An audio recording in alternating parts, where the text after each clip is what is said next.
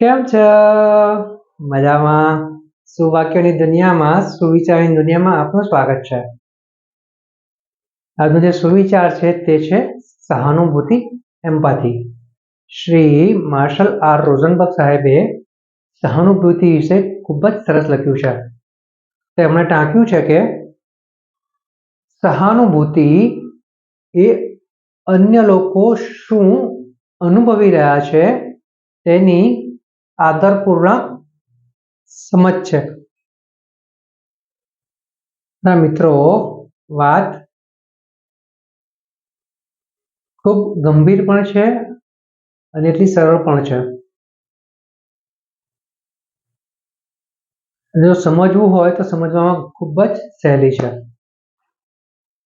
આપણે ઘણી વખત ભારે ભારે શબ્દો એવા સાંભળતા હોઈએ છીએ, સહાનુભૂતિ વ્યક્ત કરવી, એમ્પાથી બતાવવી, તો આ ખૂબ અઘરું કામ છે.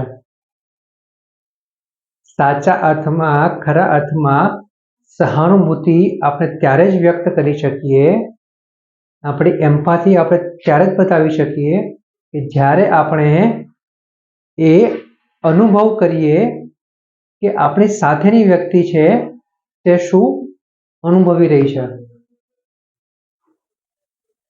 વાત થોડીક અઘરી થઈ જાય છે, પરંતુ સરળ રીતે સમજવું હોય તો એવી રીતે સમજી શકાય કે આપણી સાથેની વ્યક્તિ કોઈ તકલીફમાં છે, તે આપણને કંઈક કહી રહ્યું છે, પરંતુ આપણે તેની વાત સાંભળવાની જગ્યાએ આપણે આપણું જ્ઞાન તેને આપીએ છીએ. તો આ જ્ઞાનની તે વ્યક્તિની ઉપર કોઈ જ અસર થતી નથી.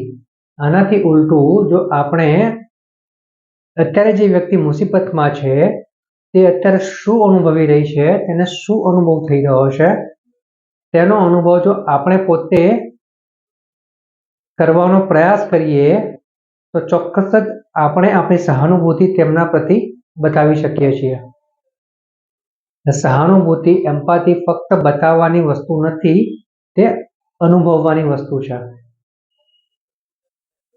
એટલે જ જો આપણે ખરેખર એમ્પાથેટિકલ માણસ હોઈએ, એટલે કે સહાનુભૂતિ ભર્યા માણસ હોઈએ, તો આપણે ચોક્કસ જ અનુભવ કરવો પડશે.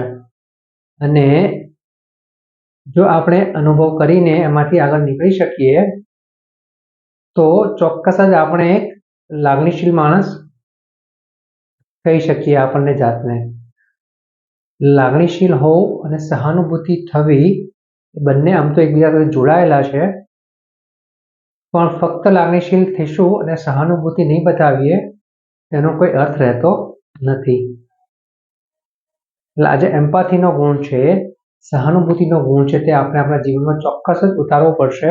અને આ ગુણને ઉતારવા માટે આપણે આપણી સાથેની વ્યક્તિ, આપણી સામેની વ્યક્તિ શું અનુભવ કરી રહી છે તેની આપણે આદરપૂર્વક સમજ બનાવવી પડશે.